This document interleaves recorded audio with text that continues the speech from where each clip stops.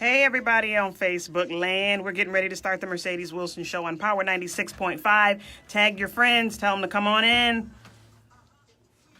Hey, everybody.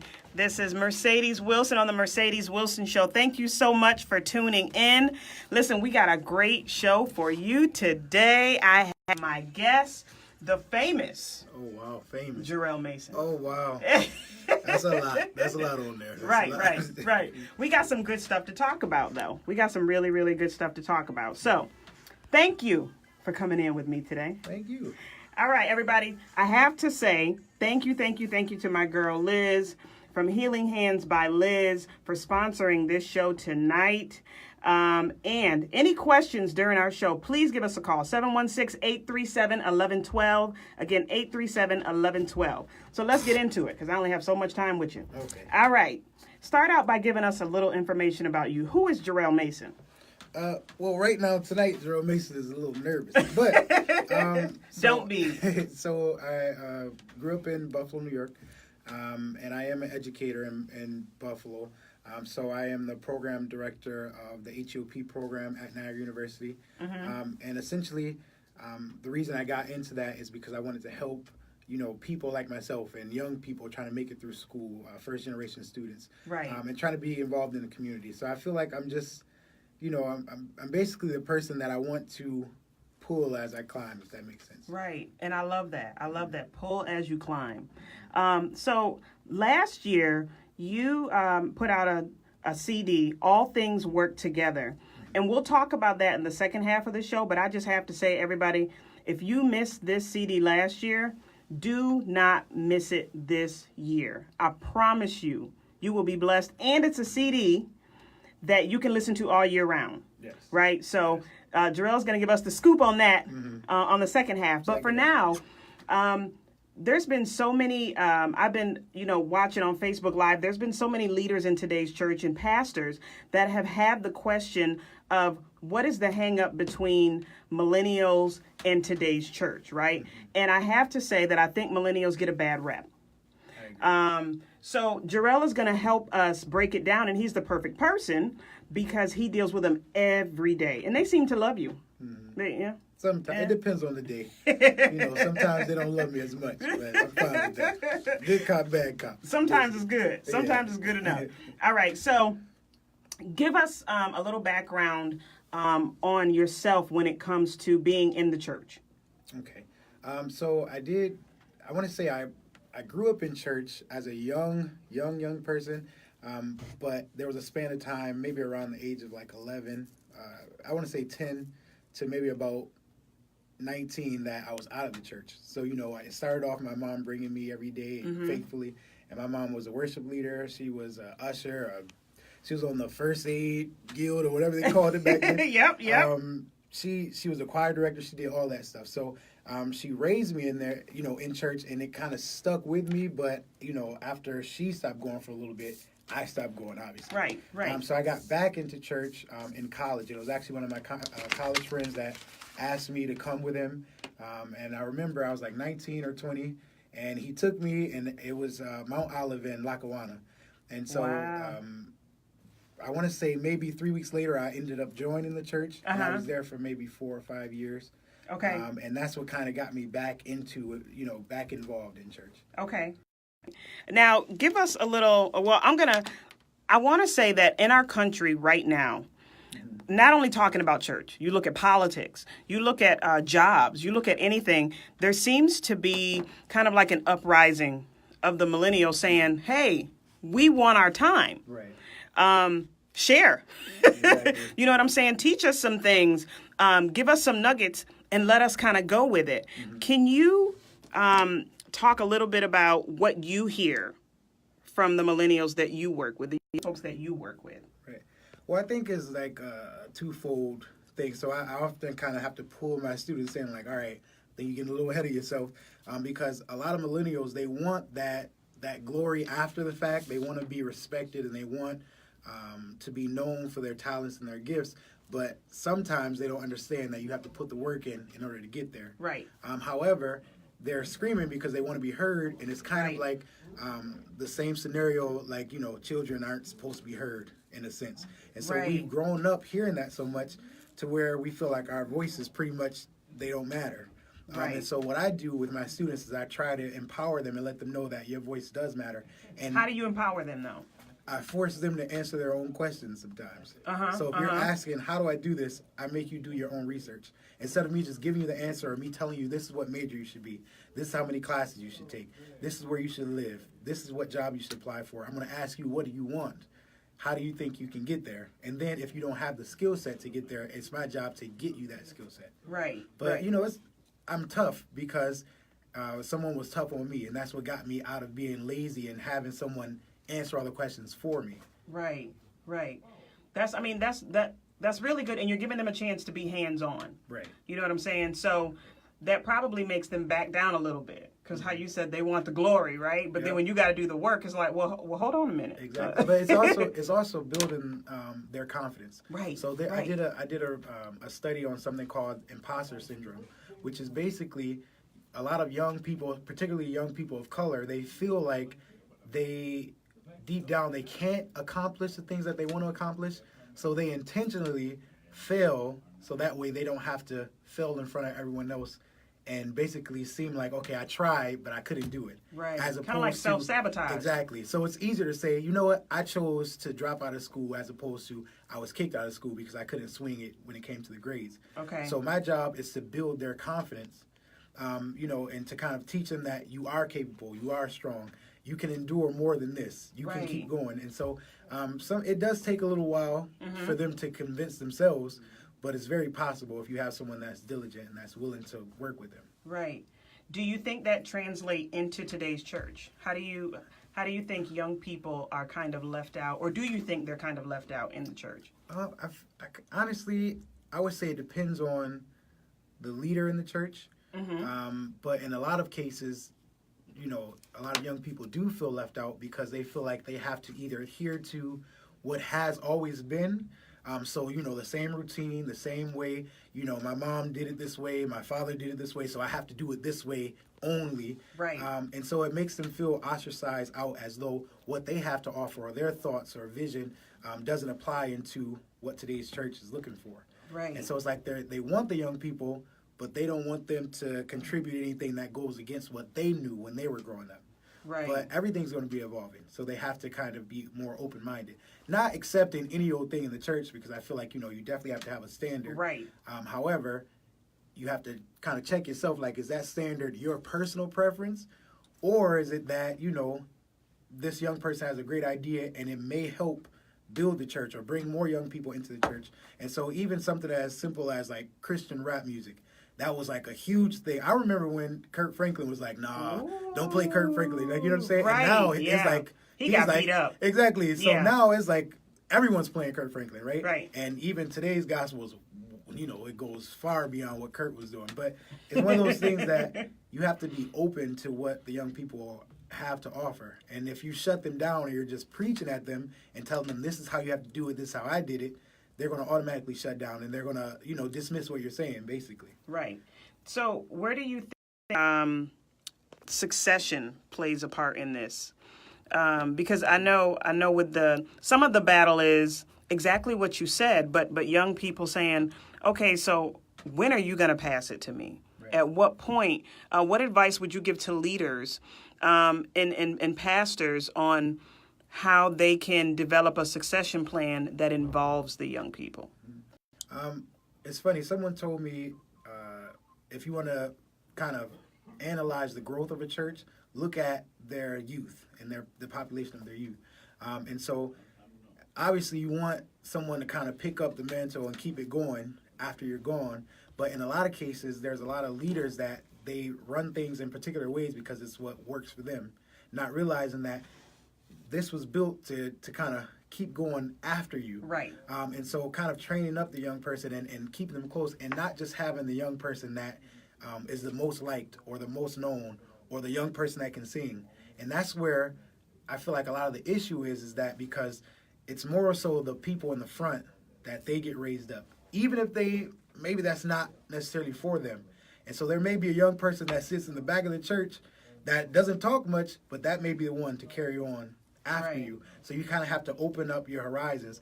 It doesn't always have to be the person up there singing every Sunday. Right. And so for me, I found, just being a young person myself, after I did the project and the album and all this stuff, that's when people would respond to emails and messages. When it's like, okay, but I was reaching out about other things before, and it wasn't until you saw that I could pull this together that now you want to, reach out or reach back. And it's like, it's great and I understand it. However, there has to be kind of a broader horizon and kind of like opening up the minds in the sense of, okay, let me look beyond just the person sitting right in front of me. Right.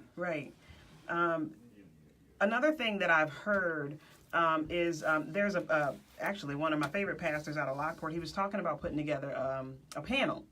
And he's saying, pull together some leaders, pull together some young folks, and really kind of have open conversation when it comes to today's church and millennials. Give us a clue of who needs to be on that panel and what does that need to look like once the conversation starts?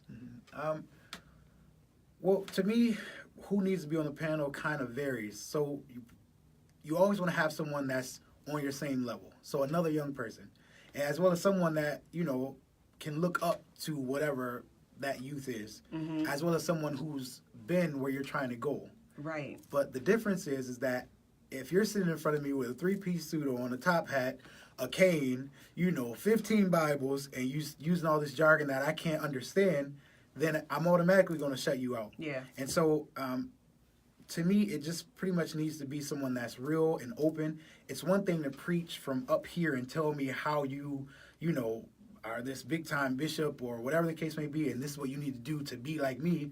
But you have to also explain that you're a human being with struggles and troubles and, turmoil in your personal life, and you've overcome things. That's the stuff that young people need to know, is that it's very possible, and the things that they're going through is not uncommon. Right. It's very different with technology now, but it's the same. Nothing's new under the sun. They're just doing it through technology now. Exactly. Right. So they need to hear that, and they need to understand that, this panel is not us judging you or telling you that you need to be better necessarily. It's saying this is where we are. This is how we got here. Please come, let us show you the way, essentially.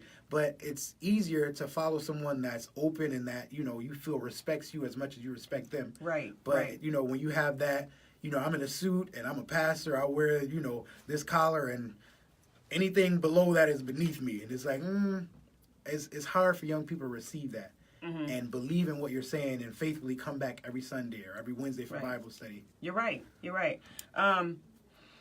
Young folks are labeled as rebellious a lot of times. Speak on behalf of the young people that you see, that you counsel, that you work with every day to kind of clear things up. Because one of the things I always say, or one of the things I used to hear is, young people are rebellious because y'all ask too many questions. Well, I ask because I really want to know. I'm not questioning your authority. I honestly want to know. I honestly want to get better. Right. So can you clear the air with the perception that all millennials are rebellious, or anyone that has a question is rebellious? Speak for your for your young folks. For my young people. Yeah.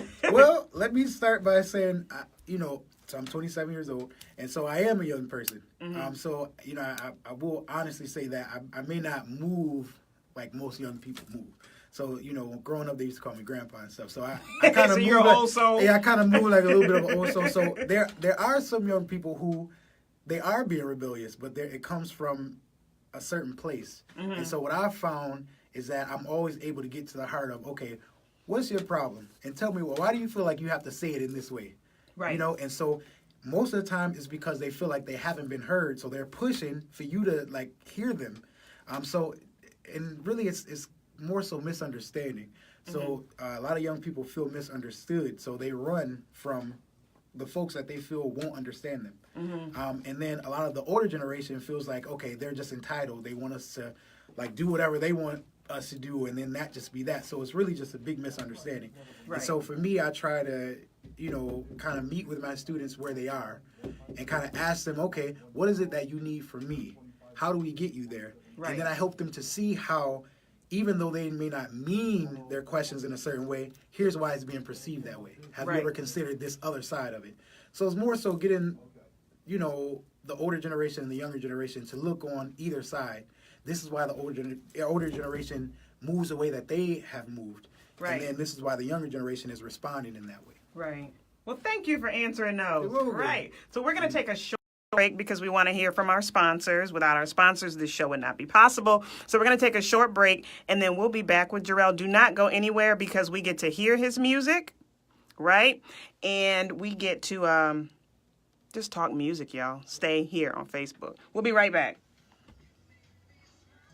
Oh, it's 7:44. I was going to give you that 1 minute, and then I was going to tell you about it. Dr. Amy Vogt and her friendly staff provides the personalized care. All right. So we're still here on Facebook. Oh, we're still going? See, Oh, yeah, we're still on Facebook. I'm learning this Right. world with you. So, hey, everybody, listen. Last year's CD, All Things Work Together. The first person to put hashtag MEW, which stands for Mercedes E. Wilson, gets this CD. Stop by the station tomorrow. First person to do hashtag MEW gets it. Who wants it? I'm telling you, you want this CD. So the first person, hashtag MEW. Tamara, you can't have it. You can't have it. You can borrow mine. But this CD is off the hook. So the first person that does hashtag Andrew Santiago. Oh, wow, that's one of my students. Yep. Andrew, it's yours. No! No, don't give it to him? I guess. I can bring it to him. He don't want me to give it to you, Andrew. He done heard it already. Oh, you done heard it already. What about Adria Fegan? I don't know her. Okay, so you'll hook up Andrew. Andrea Fegan, this is yours. Are you in Buffalo, New York, Andrea? If you are, you can pick it up from the radio station tomorrow, 143 Broadway, anytime after 10. Andrew said no, he didn't. He didn't hear it. Andrew, I got you. Don't worry. He's going to hook you up, Andrew. I got Andrew said, I need the whole thing. All right, I got you. Yo, I love my students so much. All right, so Andrea, shoot me an inbox, Andrea, and we'll make sure you get this. Okay. All right, so we're coming back, y'all. Thank you for sticking with us. Oh, you're welcome, Andrea. Thank you for tuning in. You know, this is the fun part now. Right. And whatnot. All right, y'all, welcome back. Now we get to talk about the fun stuff. Not that the first half wasn't fun, but we get to talk music with Jerrell Mason. So thank you again, Jerrell, for coming here. All right, so let's talk about music. Tell us a little bit about when you realized that you had fallen in love with music. Well, like I said, so my mom was a worship leader and she would sing around the house like all the time. And so I would try and do whatever I heard her do, but I didn't think anything of it until I got older. So I actually didn't get into music necessarily until college. And then, you know, I had a lot of people around me that were doing different kind of music, R&B and rap and all that stuff. So they would ask me to sing hooks and everything. And I was kind of like, I didn't want to be defined as this. I didn't want to be defined as that. I just knew that I liked to sing, but I didn't really know how to use my voice. So I kind of You know how to use it. You use it on the CD. A little bit, little yeah, bit. But yeah, okay. I pretty much started going to the studio and just kind of testing out different sounds and stuff. And then ultimately I had this vision. Even, I think I was about 21 when I first had this vision. For the CD? Yes, and I didn't release it until I was 26. Wow. Okay, so last year's CD was hot. I'm telling you, I still listen to it. Right? So how did you say, what was the first step to putting this CD together? Like, how did you how did you piece it together? Okay, so it's weird. So this CD came out 2017, the first version. I wrote it up in 2013. So I have a binder of just ideas of how, you know, this is what I would like to see. I want to do, you know, a Buffalo-wide or Western New York-wide album. And I'm like, what can bring everyone together? And so Christmas brings everyone together. And so after, you know, singing background for a good friend of mine for a while and kind of, you know, singing behind my pastor and different stuff like that, I start to meet a lot of people along the way. Right. And so I would hear the voice and have a vision with the voice, like, wow, this would be perfect for her, or this would be perfect for him. Good lesson for anyone with a dream. He said he wrote this down. He has a book from 2013. This didn't come out to 2017. So some of you might have some things written down. right, from years ago that you need to pull back out And read it again. and read it again. Yep. Make a list and check it twice, right?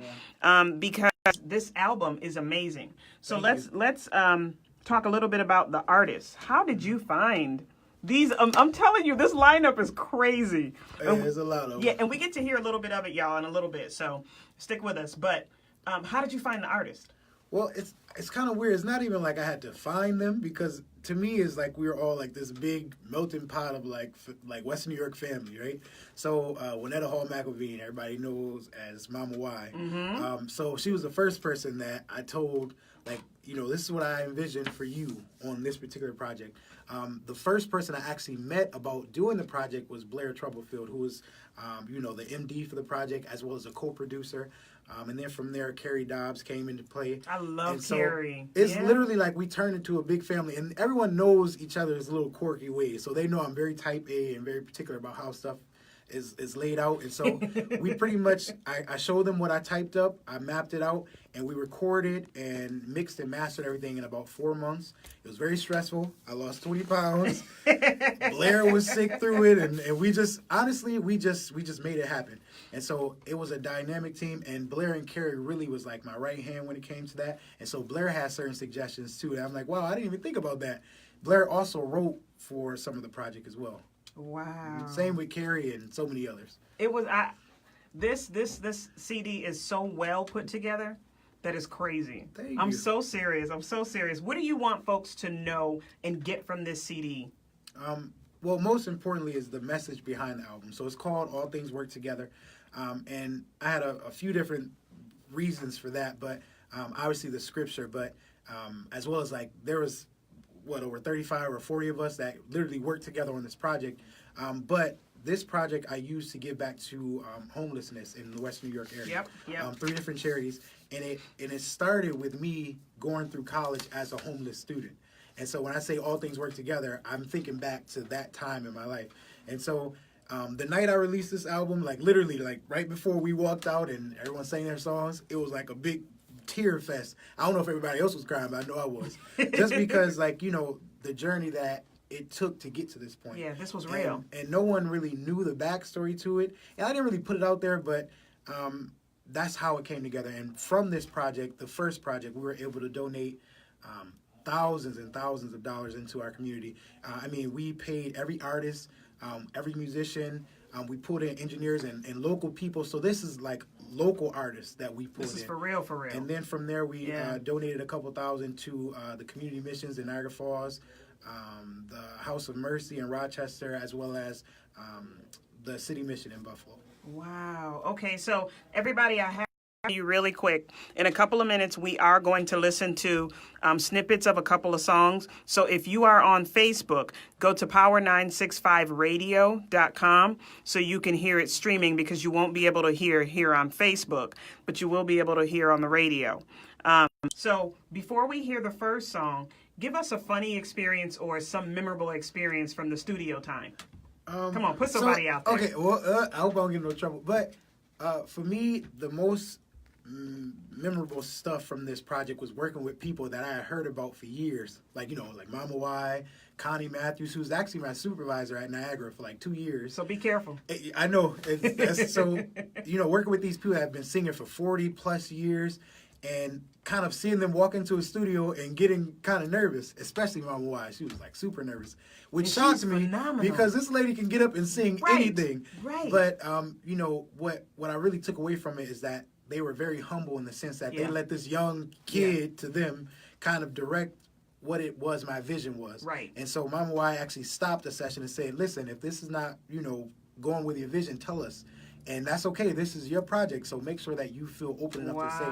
And so I just remember going in and I asked her to hit this deep note, and she's like, I don't know. I'm like, no, you can. And everybody's sitting around like, you can't force it. I'm like, no. So I walk in the booth, and she's like, well, why don't you sing it? Which made me nervous. So, I sang a little piece of it, and right after that, she hit the note. And it just was like a moment for me because for a second there, I kind of doubted my own idea, like, well, maybe I'm going about this the wrong way. Right. But exactly what I envisioned, that's exactly what I got. I love it. Okay, so we got like 6 minutes left. Let's get the first song Give us the artist and the name of the song. Yep. So the first song is actually the first song on the actual project, which is "Deck the Halls." But we took a you little spiced liberty it on up. it. We did a little something different with it, and this was actually done by my friend Lydia Marie. All right, so check it out.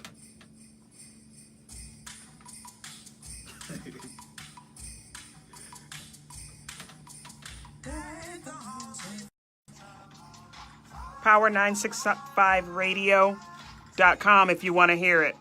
Streaming with us right now. It's so nice, y'all. Y'all really want to get this CD. Wow. Yo, she is sickening in the studio. Lydia's This voice. is all her by herself too. Oh my gosh, Lydia. Yeah. I can't wait till she release her own album. She's a crazy writer. I'm sorry, I'm trying to listen to the song, Jerrell. Oh, my bad. Okay, do your This thing. song, I love this. This is one of my favorites right here.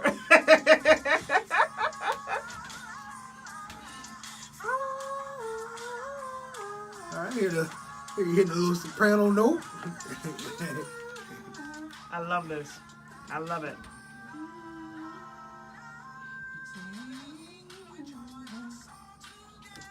All right, so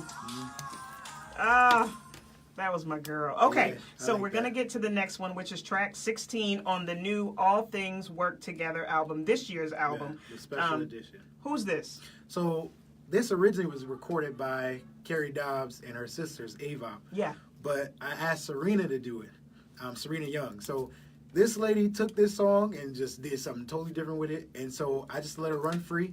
So this is her own version of O Come Emmanuel. Okay.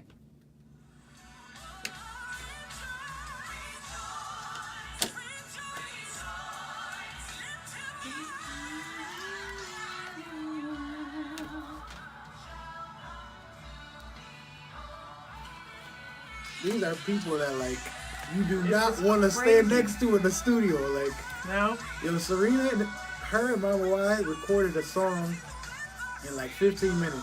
I had booked for like 2 hours for them, and they recorded in 15 minutes, and that was that. I didn't know what to do with the rest of the time. So I was like, all right, y'all want to get together, go Right. eat or something? Like, Oh my gosh. yeah.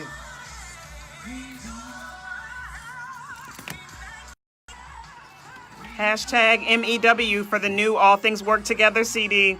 Hashtag MEW. First person to do it gets the CD. Hashtag MEW to get this. Can be yours. Special edition. Hashtag MEW. The first person to do that wins it. This is for you, Facebook.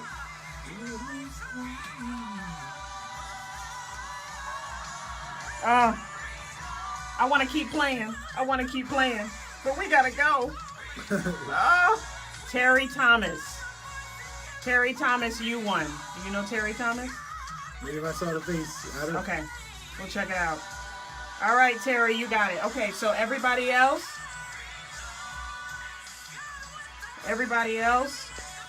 you can get the CD. Jerrell's about to tell us where you can get the CDs because you have how many?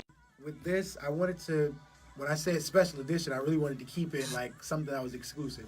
And so I decided just to do hard copies this year for that. So 300 hard copies, and they can get it directly from me, or they can contact any of the artists as well. And they can, email me. So it's mason.jerrell@yahoo.com. Or, my Niagara email, jmason@niagara.edu. Okay. And I'm willing to kind of, get out there and mingle with folks. I'll also be at a couple churches in the coming weeks. Yep. And so I'll be posting about that. Put that on your Facebook. Absolutely. Everybody find him, Jerrell Mason, on Facebook. Follow him so you can keep up with everything he's doing with the CD. I'm telling you, you need this CD in your life. I'm telling you, it's so good. Oh my gosh. Okay, so where can folks find you on social media? We have 1 minute. Okay, so I'm like a little old school, so I only got Facebook and Instagram. Okay. So Instagram is J_Mason. So J_MASON 18. And then Facebook is just Jerrell Mason. Okay, and anything you want to say, last 15-second encouragement to all the young folks out there. Encourage all the young folks and the viewers. Honestly, I would just say for the young people to kind of be patient with themselves, and for the older folks to be patient with the young people. They're going that's through good. a process just like you had to go through a process. Everyone is facing something different, and if we all just try and look at someone else's point of view or perspective, we may have a better understanding instead of so many misunderstandings. Right. Thank you, Jerrell. And thank you, everyone, for listening to the Mercedes Wilson Show on Power 96.5. Thank you so much. Remember, we are on every first and third Tuesday from 7:30 to 8 p.m. You can also listen in on power965radio.com. Also, I am an author. I have a book called Hope. So you can get my book on Amazon. You can go to mercedesewilson.com and order the book. And I have a special jewelry line, which is called the Hope line. So go to Mercedes E. Wilson to check out all the different things that are going on with myself. There's so many great things coming, which I can't share all right now. Sorry, y'all. But they're coming. And pick up this CD. I promise you it will change your life.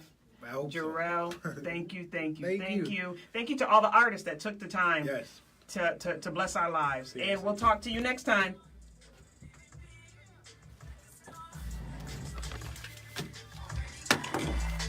All right, Jerrell. That was less nerve-wracking than I thought it would be. We're going to say goodbye to everybody. All right. So I'm going to come around to you.